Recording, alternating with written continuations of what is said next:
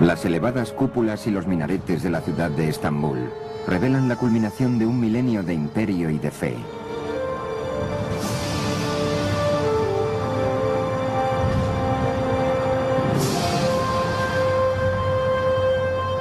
En el siglo XVI, el Islam se transformaría en un ambicioso imperio, en un poder mundial.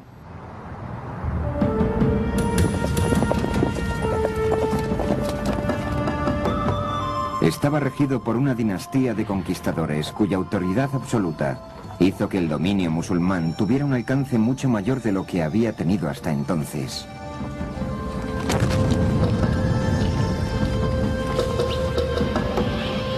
Llevarían su imperio a las mismas puertas de Europa, inspirados por el más grande de sus líderes, Sulimán el Magnífico.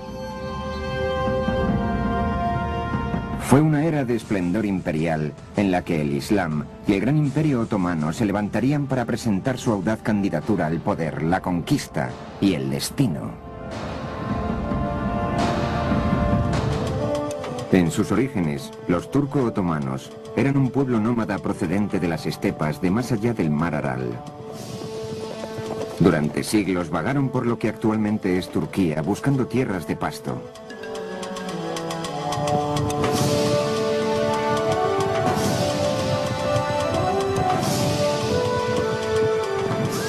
Los sultanes musulmanes los habían contratado como mercenarios para luchar contra las hordas de mongoles.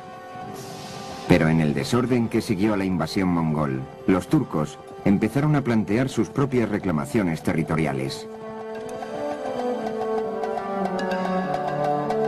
De entre sus filas emergió un guerrero de ambición legendaria. Su nombre fue Osman Bey. Se dice que Osman tuvo un sueño profético en el que veía un árbol con múltiples ramas que presagiaban que sería el padre de un poderoso linaje. Cabe preguntarse cuánto de esto es verdad y cuánto se debe a la leyenda. Es una bonita historia y los milagros siempre son más fáciles de digerir que la realidad. Yo no creo que él llegara nunca a soñar que estaba iniciando una gran dinastía, una dinastía que habría de gobernar el enlace crucial entre 3 continentes. Los seguidores de Osman se denominaron otomanos. Se consideraban a sí mismos como guerreros o campeones de la fe, gazis, cuyo destino era llevar el Islam al mundo. Los gazis eran una especie de autónomos que se dedicaban al engrandecimiento del imperio, ya fuera por ideología, teología o por puro deseo de conquista. Probablemente eran muy valientes. Nunca pensaban en sí mismos o en el daño que podía sufrir el grupo cuando se adentraban en situaciones de peligro. Ellos prestaron una cualidad de intrepidez al imperio otomano, conduciéndolo a regiones donde no hubiera soñado llegar. La expansión de los primitivos otomanos siempre sería en dirección oeste por una buena razón. No podían extenderse en dirección este ni hacia el sur porque estos territorios estaban controlados por sus hermanos los emires turcos, que eran musulmanes. Los musulmanes no deben luchar contra otros musulmanes. Solo les quedaba una opción para llevar a cabo su expansión y pusieron rumbo a los territorios cristianos occidentales. Los guerreros de Osman avanzaron hacia el noroeste, cruzando la meseta de Anatolia hasta llegar al territorio controlado por el poder cristiano tradicional en la zona, el decadente imperio bizantino.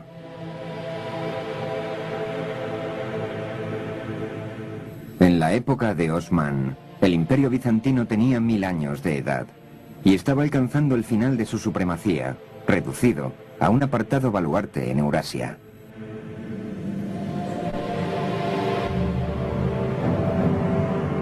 Los cruzados ya habían llevado el desastre a la región cuando pasaron de camino a Jerusalén, saqueando la capital y contribuyendo a reducir el antaño orgulloso imperio bizantino a unos pocos estados en guerra.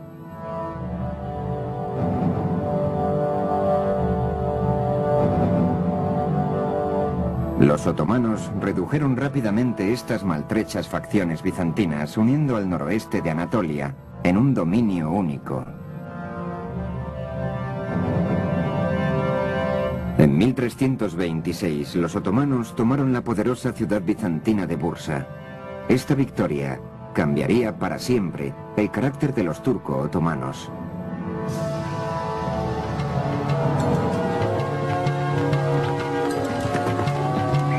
La importancia de Bursa radica en que su conquista posibilitó el establecimiento de una sede de gobierno para Osman y sus descendientes. Los inquietos nómadas de las estepas se asentarían para levantar un imperio.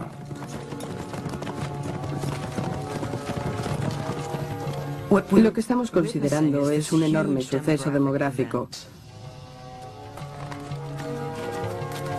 Una civilización pasa de una forma de vida nómada a una forma de vida sedentaria.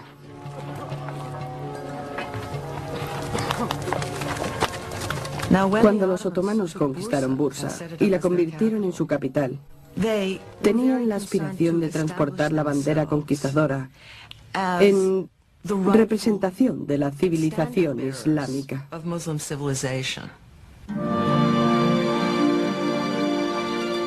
Pero la civilización exige organización, y los otomanos se dispusieron a administrar las vastas regiones que ahora estaban bajo su control.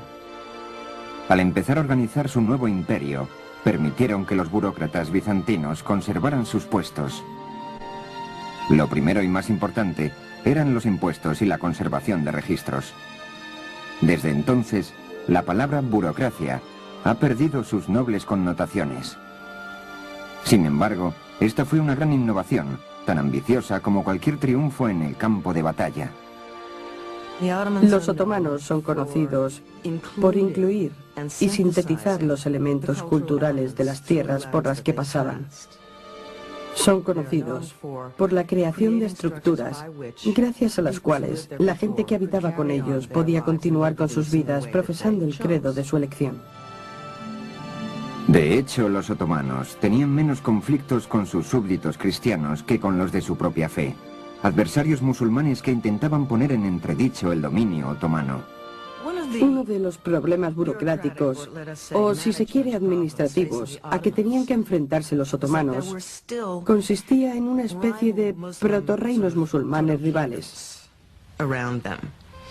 Después de la conquista otomana, tenían viejas ofensas que solventar.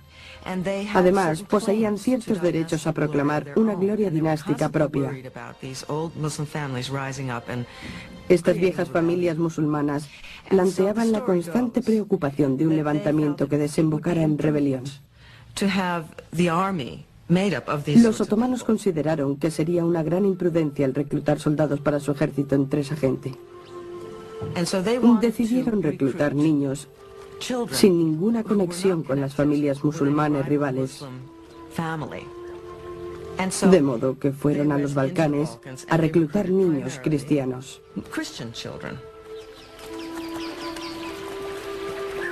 Esta práctica fue denominada devshirme.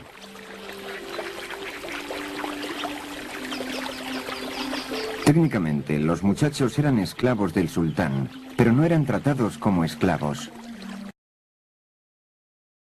Primero se les convertía a la fe del Islam. Se les enseñaba a lavarse según el ritual, a rezar y las lenguas árabe y otomana.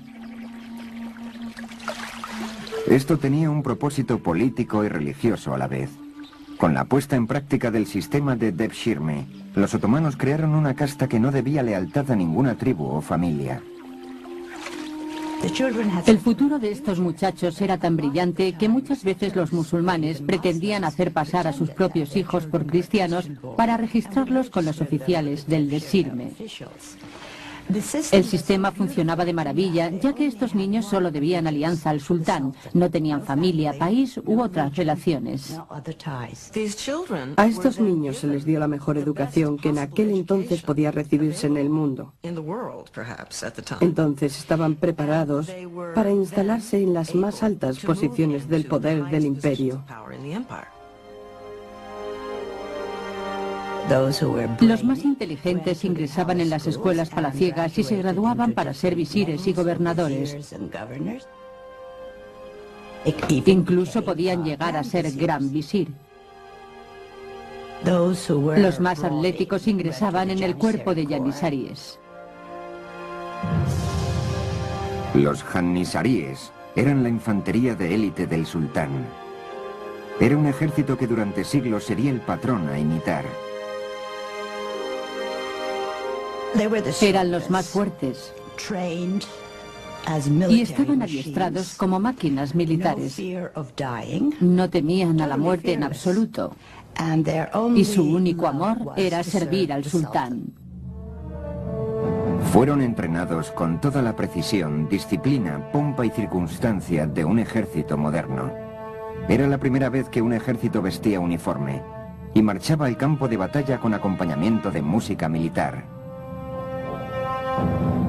Los Janissaríes era el ejército más temido en el mundo occidental, una fuerza digna de este nuevo imperio islámico y su audaz visión de conquista.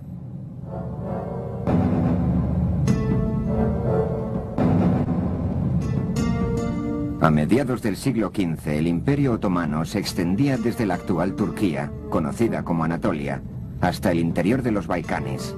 Solo existía una excepción. Para el sultán otomano debió de ser una mortificación el que, a pesar de que sus territorios se extendían desde el interior de Asia hasta adentrarse en Europa, todavía quedase en el mismo centro de sus dominios la presa más importante de todas aún sin conquistar. Se trataba de la ciudad de Constantinopla, la ciudad más poderosa, rica y magnética del mundo entero, todavía en manos del moribundo Imperio Bizantino. Constantinopla tenía una considerable importancia económica y estratégica para los otomanos.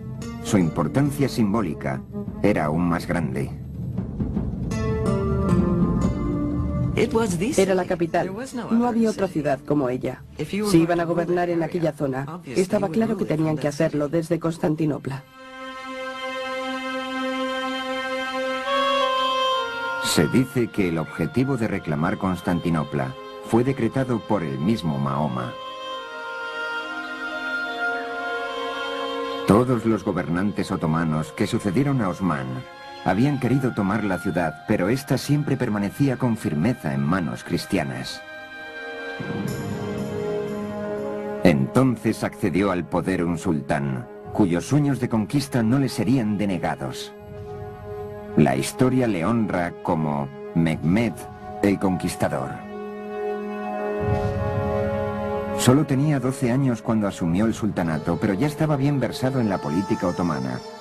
Hizo estrangular a su hermanastro para eliminar la amenaza de la competición por el poder.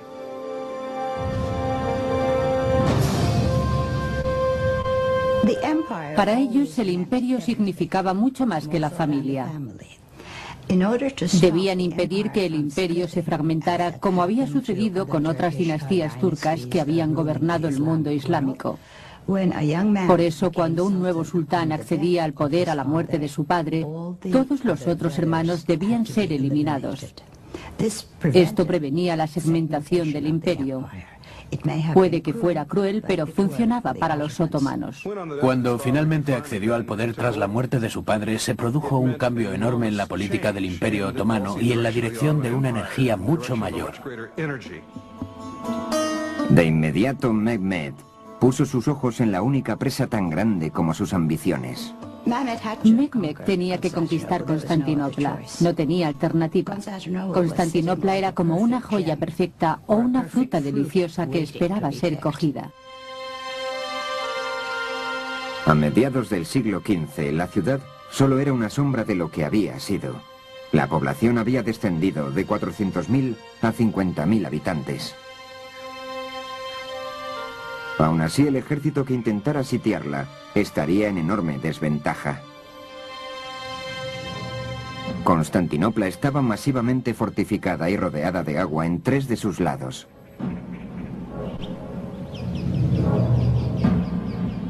También estaba rodeada por una muralla triple de casi 30 metros de altura y 10 metros de anchura, que se había mantenido en pie durante 1000 años.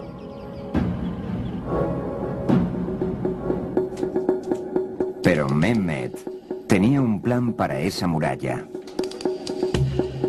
La superioridad militar otomana se debía en parte a su sofisticado y múltiple uso de la pólvora.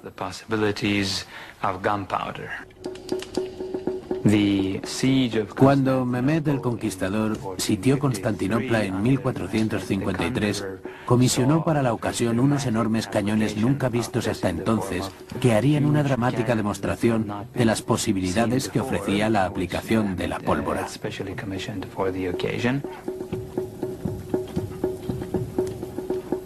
Anteriormente los cañones habían sido ensamblados con planchas de metal forjado unidas con ganchos. Disparaban proyectiles de piedra con apenas un poco más de fuerza que una catapulta. La nueva generación de cañones estaban formados de bronce sólido y llenos de la suficiente pólvora como para lanzar balas de cañón metálicas con fuerza demoledora.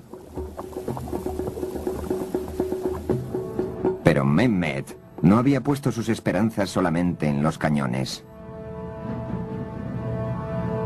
El canal, de casi 2 kilómetros de ancho que formaba el estrecho del Bósforo, era todo lo que conectaba a la ciudad con el Mar Negro. Si Mehmed conseguía cortarlo, Constantinopla estaría en su poder. Necesitaba construir una fortaleza cuya posición estratégica le permitiera cortar el estrecho. Y la construyó justo al lado de la gran muralla de la ciudad.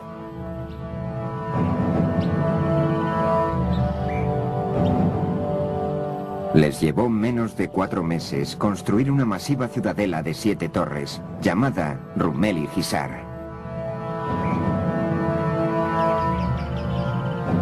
Se dice que el mismo Mehmed transportó piedras durante la labor de construcción.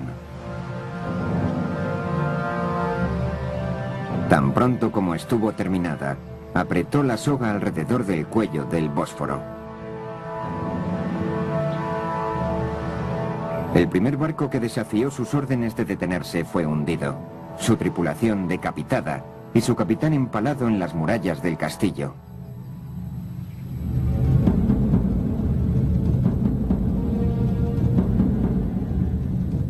Los bizantinos extendieron una cadena masiva a través del estrecho para impedir que se acercaran los barcos de Mehmed. El 22 de abril de 1453, la ciudad sitiada contempló con horror cómo las tropas de Mehmed alzaban sus barcos a tierra firme y luego los deslizaban sobre planchas engrasadas más allá de la barrera.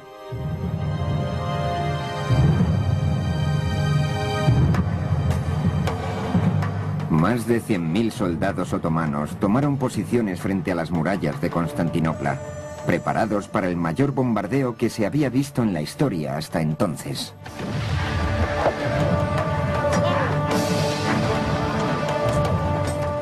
Bajo un fuego incesante, los 7.000 defensores cristianos de la ciudad resistieron durante casi un mes.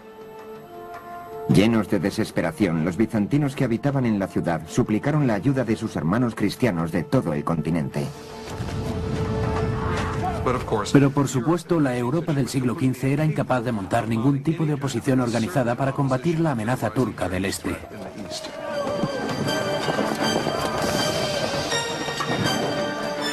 En aquella época, los reyes europeos tenían problemas políticos y militares propios. Constantinopla tendría que arreglársela sola.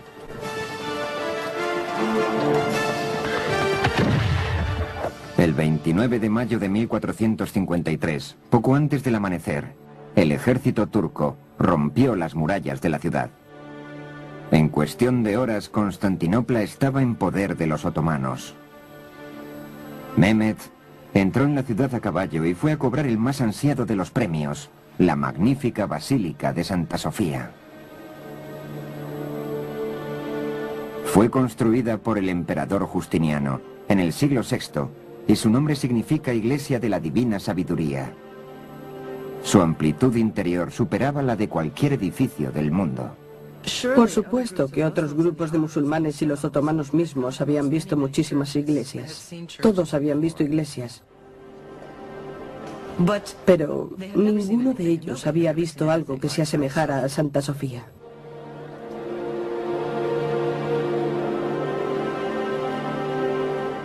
Santa Sofía o Sofía, como era denominada en turco, era una de las maravillas arquitectónicas del mundo. Su cúpula era la más grande y elevada de la historia y estaba bellamente adornada con oro y mosaicos, y era de una amplitud increíble. Para Mehmed constituyó un grandioso botín. Dentro de la iglesia se elevó una voz turca, proclamando en árabe el primer fundamento del Islam. No hay más Dios que Alá, y Mahoma es su profeta.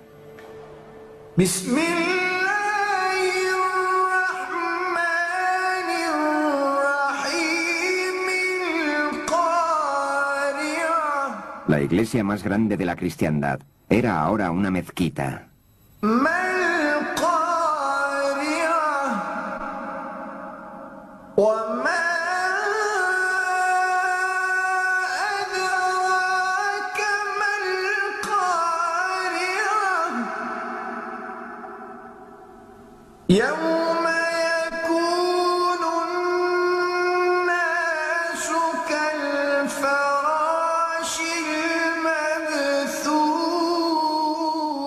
Santa Sofía se convirtió en el modelo inspirador de todas las mezquitas que construyeron los otomanos, pero ninguna la igualaría en tamaño y amplitud.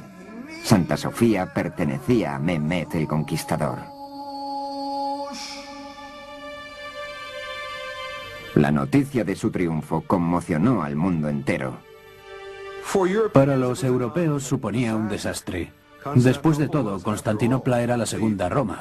Era la capital de Constantino y el símbolo del dominio cristiano en el este.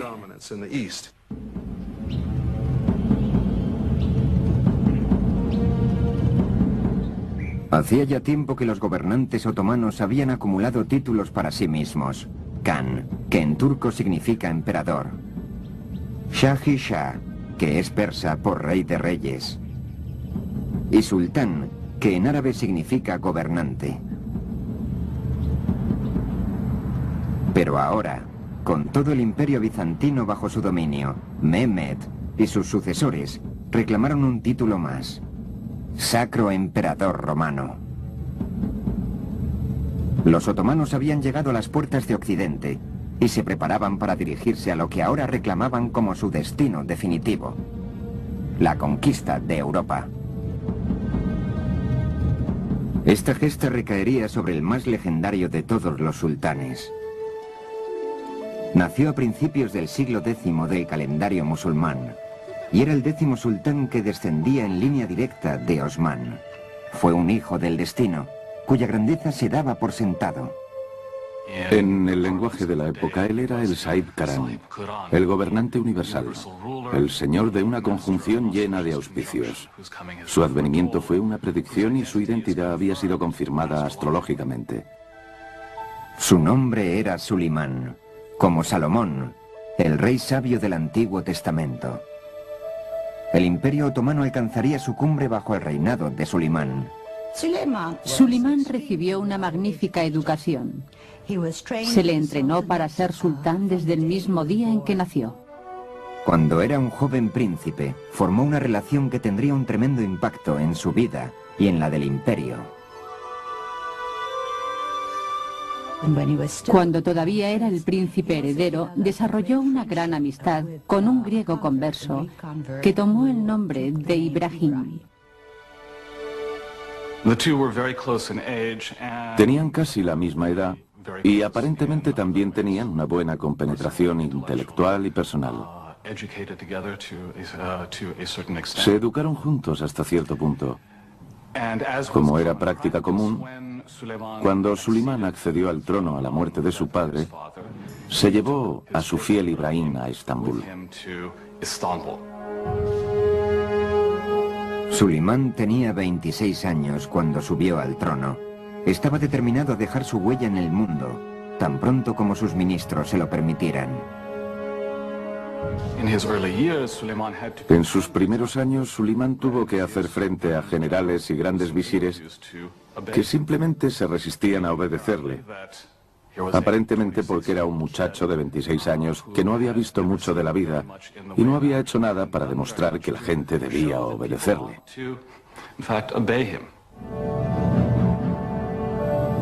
La única forma de demostrar su temple era en el campo de batalla, ya que se esperaba que todo nuevo sultán empezara su reinado expandiendo el imperio.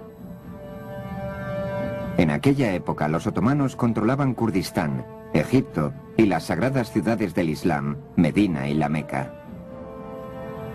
Sulimán dirigió su atención a Belgrado, en Hungría, el primer escalón para la conquista de Europa.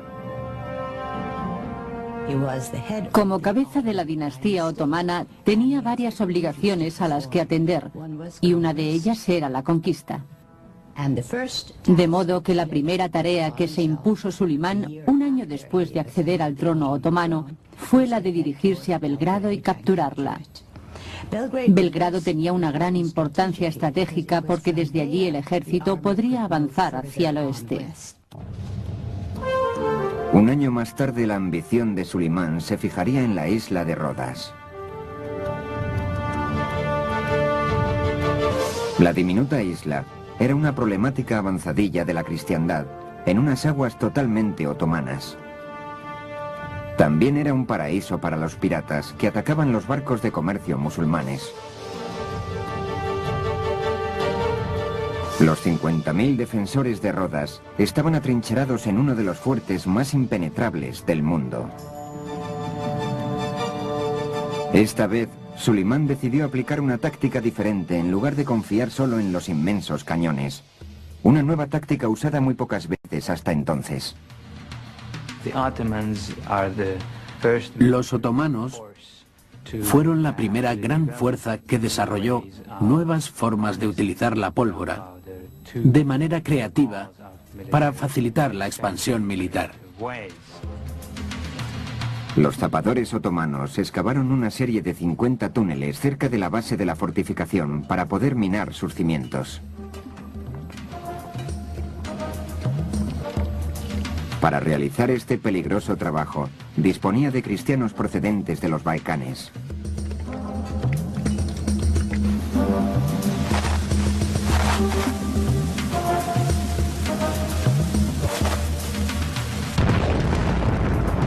La explosión resultante fue la señal que inició 6 horas de furioso ataque otomano, pero los turcos fueron rechazados. Finalmente, después de 145 días de asedio, los agotados defensores cristianos negociaron un alto el fuego. Los otomanos habían vencido.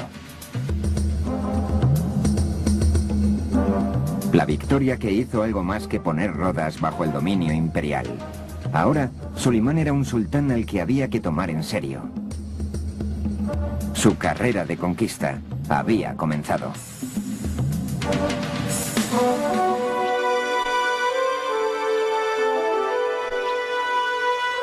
Europa llegó a temer el nombre de Sulimán.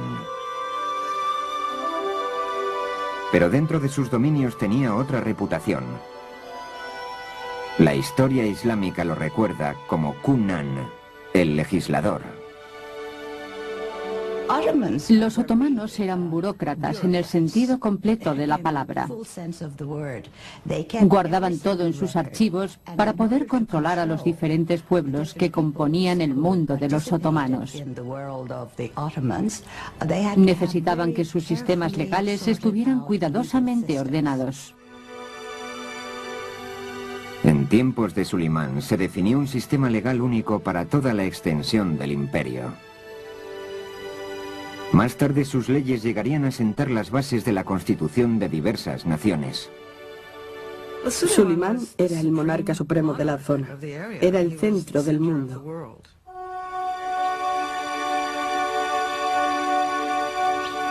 Sulimán inauguró la época clásica de la arquitectura otomana, comisionando la construcción de algunos de los edificios más espectaculares del mundo.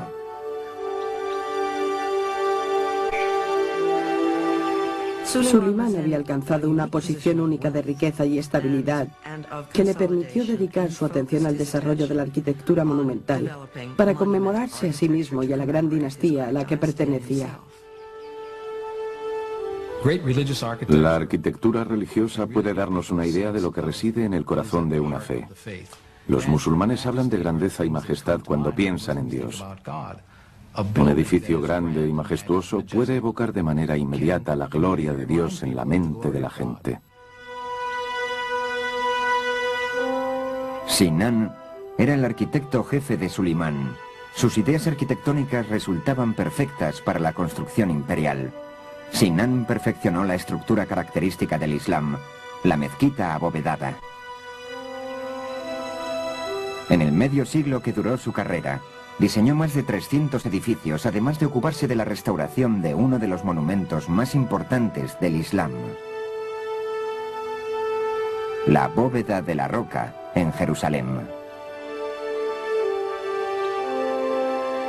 Por supuesto, su obra maestra, la construcción de la mezquita de Suleimán en Estambul, la reservó para el sultán. Es algo realmente digno de Sinan, a quien se consideraba un gran maestro. Estos edificios resultaban terriblemente caros. Eran enormes y su construcción requería un montón de años y gran cantidad de talento arquitectónico, además de habilidad y experiencia en ingeniería. Construir una mezquita como la de Suleimán es como decir, sí, tengo el poder, tengo el dinero, soy el sultán, soy el rey de reyes.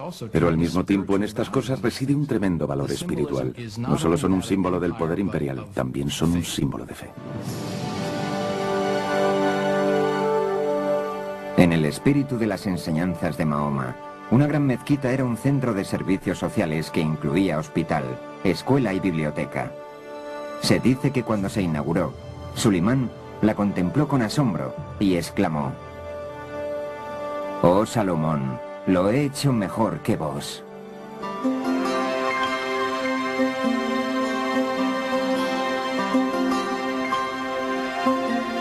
El palacio de Sulimán no era menos impresionante. Topkapi era su residencia privada, además de ser la sede de gobierno. Sulimán también fue un gran patrón de las artes.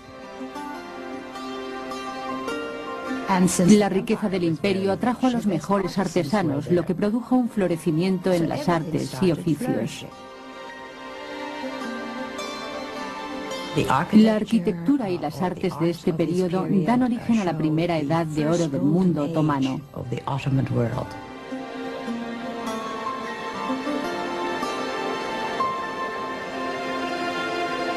Todo lo que contenía su palacio era exquisito.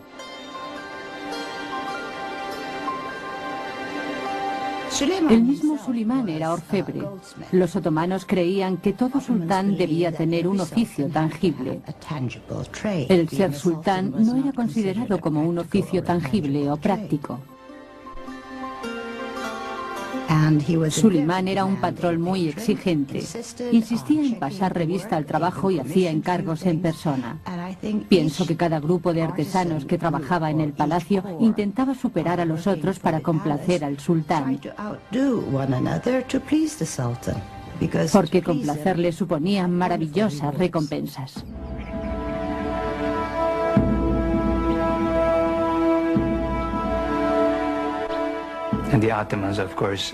Los otomanos ejercieron una gran influencia en la imaginación europea. La pompa real y la ceremonia política eran tales que hubieran hecho sentirse empequeñecido a cualquier ciudadano del mundo conocido de entonces.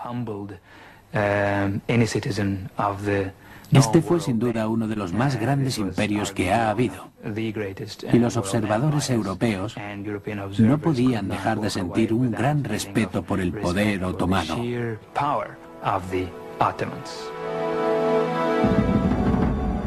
Cuando aparecía en público, Sulimán exigía que todos los que le rodeaban guardaran silencio absoluto, mientras que él hacía conocer sus deseos con un asentimiento o el más pequeño de los gestos. Debía ser tremendamente impresionante contemplar el patio del palacio lleno de 6 o 7 mil yanissaríes y otros funcionarios que no decían ni palabra.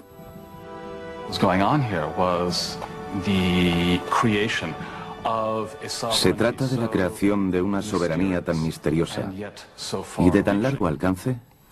que casi podría considerarse divina.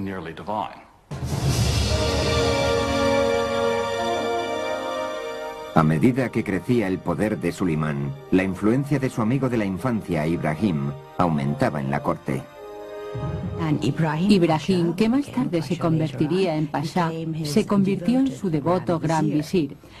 Ya no eran solo amigos, habían emparentado porque Ibrahim se había casado con una hermana de Sulimán.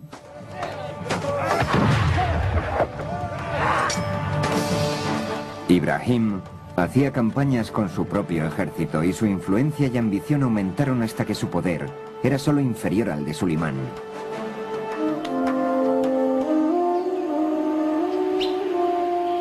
Pero nada ni nadie igualaba en poder y ambición al secreto mundo del harem de Sulimán.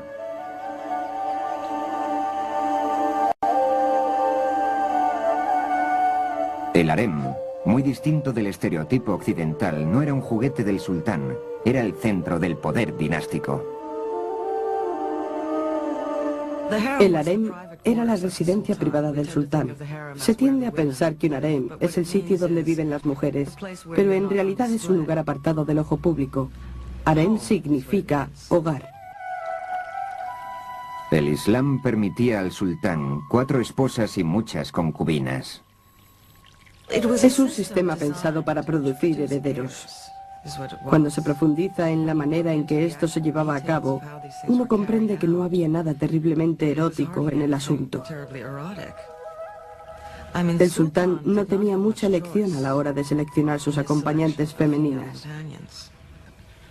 No estaba en la posición de mirar alrededor y decir, me gusta aquella, porque su madre tenía mucho que ver en el asunto.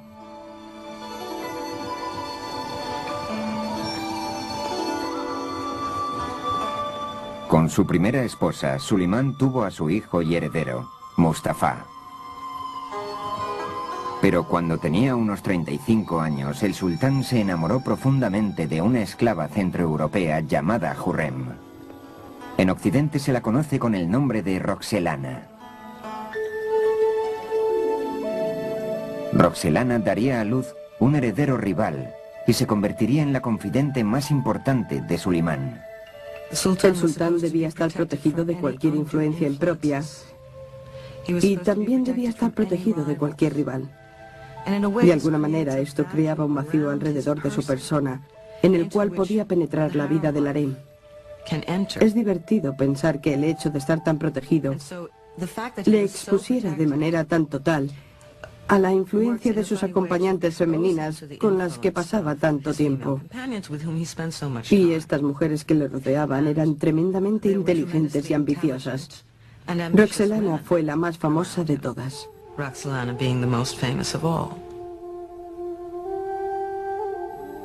Sulimán tenía un carácter complejo. Se sabe que este hombre era capaz de sentir las más tiernas emociones por sus amigos y sobre todo por el gran amor de su vida, su esposa Hurrem. En cuanto a su familia, tenía varios hijos extremadamente inteligentes, por los que sentía un gran afecto.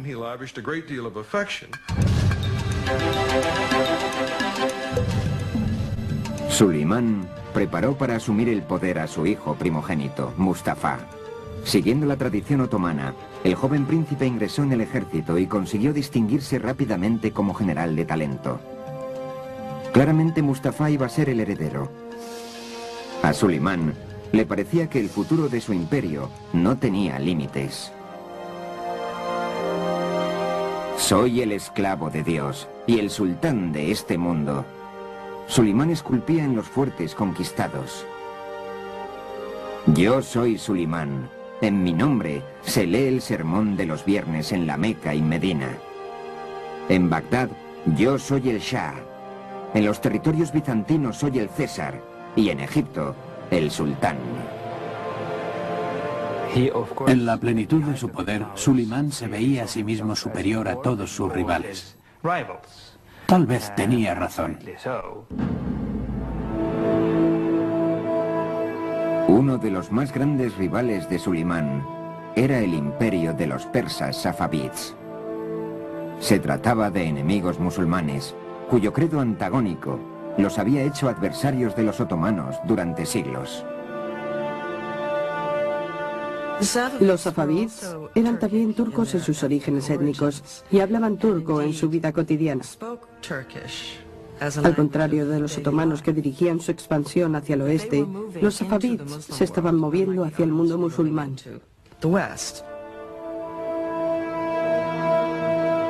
Los safávids constituían una especie de frontera para el Imperio Otomano, la frontera este de los dominios de Sulimán.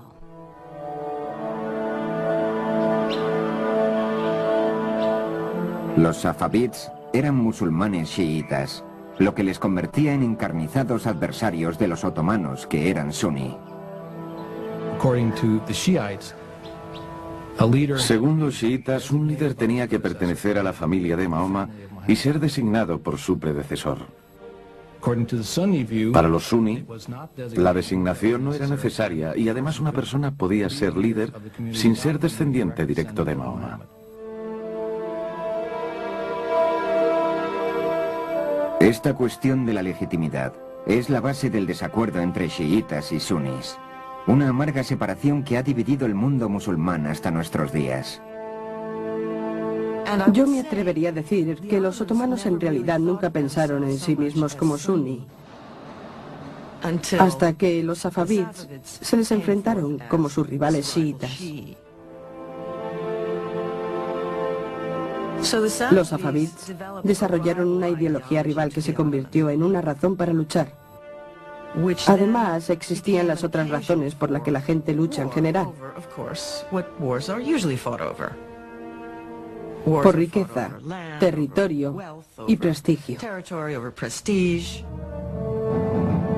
Los safávids plantearon una guerra en el oeste de Anatolia. Esta zona era la que más preocupaba a los otomanos, ya que era un terreno difícil. Difícil de conquistar y difícil de controlar.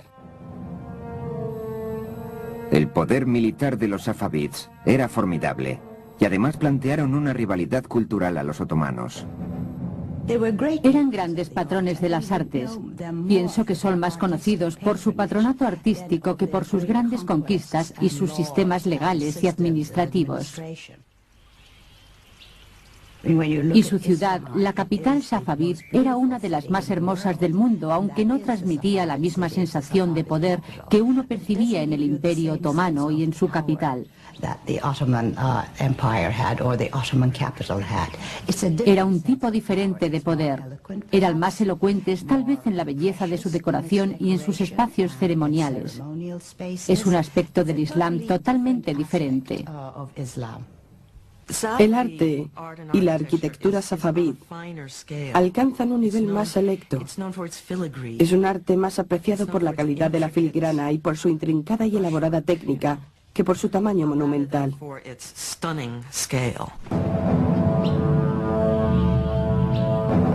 En los encumbrados palacios de los shahs safavids se planearon intrigas asesinas contra Sulimán y su dinastía, que llegarían a afectar la vida privada del sultán. Pero la atención de Sulimán estaba en el oeste, donde una Europa vulnerable y fragmentada esperaba su conquista. El Imperio Otomano comprendía todos los territorios que van desde Egipto a Kurdistán, y ahora Hungría le pertenecía también. Pero sus ambiciones iban más allá de Hungría. Deseaba que todas las partes del mundo que le eran conocidas estuvieran en su poder.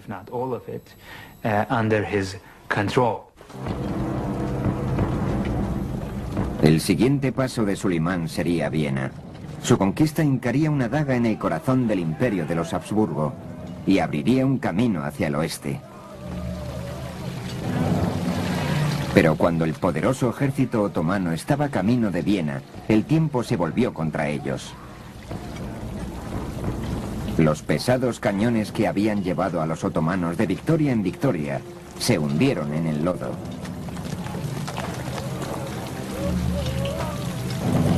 Sulimán tuvo que continuar sin ellos.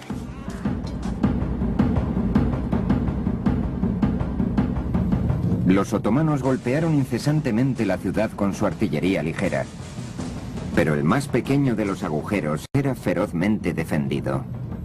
Después de un largo asedio, el invierno avanzaba a pasos agigantados y Sulimán retiró sus fuerzas. Esto no fue causa de preocupación. Sulimán estaba seguro de regresar muy pronto, pero nunca lo hizo. El fracaso de Sulimán en Viena fue muy importante para Europa. Era la primera gran derrota en mucho tiempo. Los europeos habían estado perdiendo sin interrupción y ahora parecía que iba a amanecer un nuevo día para Europa. Pero Sulimán no tenía nada que temer de Europa. Sus rivales musulmanes safavids y su propia familia se encargarían de asestar el más cruel de los golpes al sultán y a su imperio.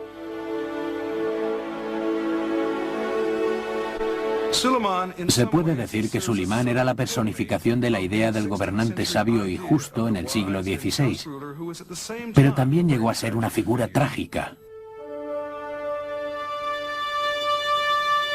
Las intrigas no cesaban jamás en el poderoso mundo del hogar del sultán. El palacio de Topkapi no fue originalmente diseñado para acomodar a las señoras. Las mujeres vivían en lo que era denominado el Palacio Viejo. Pero Hürrem, como la mayoría de las mujeres, siempre estaba quejándose de que su marido pasaba demasiado tiempo en sus campañas fuera de la capital. Decía que se sentía muy sola y que los niños le echaban de menos. Pues bien, sorprendentemente, los aposentos de Hürrem en el Palacio Viejo se incendiaron. Ella tuvo que irse a vivir temporalmente al Palacio de Topkapi mientras se renovaban sus habitaciones. Jamás regresó al Palacio Viejo. Hürrem se había instalado en el centro del poder, promoviendo a su propio hijo como heredero y sumergiéndose en una red mortal de habladurías y sospechas. Profesaba una increíble devoción a su marido. Cualquier amenaza para Sulimán era una amenaza para ella y se disponía a eliminarla. La primera amenaza procedió de Ibrahim Pasha cuando asumió títulos que solo correspondían al sultán. Hürrem comprendió que esto causaría problemas al imperio y a la dinastía. Ibrahim Pasha tenía que desaparecer.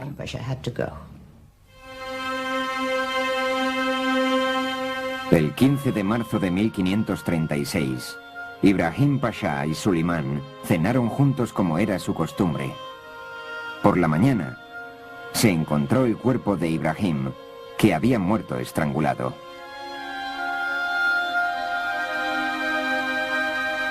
La desolación y las pérdidas de Sulimán no habían hecho más que empezar.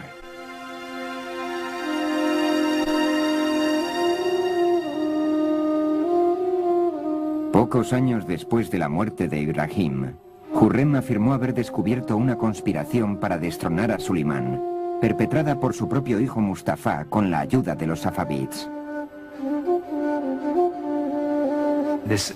Este era un problema continuo en la historia otomana. Los hijos eventualmente trataban de reemplazar al padre. Esto ha pasado en todas las monarquías en las que la sucesión puede ser problemática. Sulimán tuvo que enfrentarse a esto y tal vez no siempre jugó bien sus bazas. Sin vacilación, Sulimán ordenó la ejecución de Mustafa. Y luego se sentó junto al cuerpo del joven durante días, negándose a permitir que nadie lo tocara. La mejor esperanza para el futuro del imperio había muerto. Cuando la misma Hürrem murió al año siguiente, Sulimán se hundió en la desesperación y solo encontraba consuelo en su poesía. Creo que la mayoría de los poemas fueron escritos después de la muerte de su esposa. Habla de la soledad que conlleva su posición, de que ya no tiene a nadie y de su deseo de reunirse con ella. Puede que tu reinado y el trono imperial te parezcan eternos, pero no te engañes. Llegará el día en que el soplo de un viento hostil haga que en la belleza de tu tierra descienda del cielo desventura y el más hondo de los sufrimientos. En su soledad, solo había un refugio para un sultán cuya tristeza parecía tan ilimitada como su poder. Sulimán regresó al campo de batalla para continuar con la conquista. Dirigió personalmente 13 campañas. La última fue en Sigedvar, que ahora está en Hungría. Creo que él sabía que esta iba a ser su última campaña. La encabezó personalmente, sabiendo que no regresaría vivo. En 1561, el hombre que había regido el imperio durante más tiempo que ninguno otro, murió en su tienda de campaña rodeado de sus generales. Tenía 67 años. Ningún otro sultán otomano volvería a poseer su grandeza. El centro del poder mundial se trasladaría del Mediterráneo al Océano Atlántico y el Nuevo Mundo, dejando atrás a los otomanos.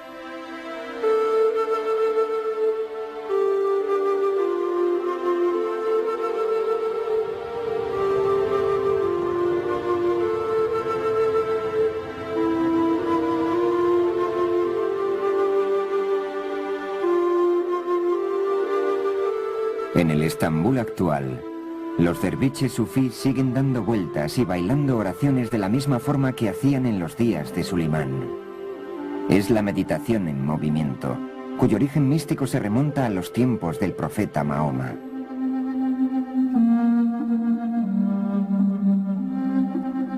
Os habéis convertido en la mejor comunidad que jamás haya surgido de la humanidad, asegura el Corán a todos sus fieles, promoviendo el bien, rechazando el mal y teniendo fe en Dios. Las civilizaciones islámica y occidental tienen las mismas raíces.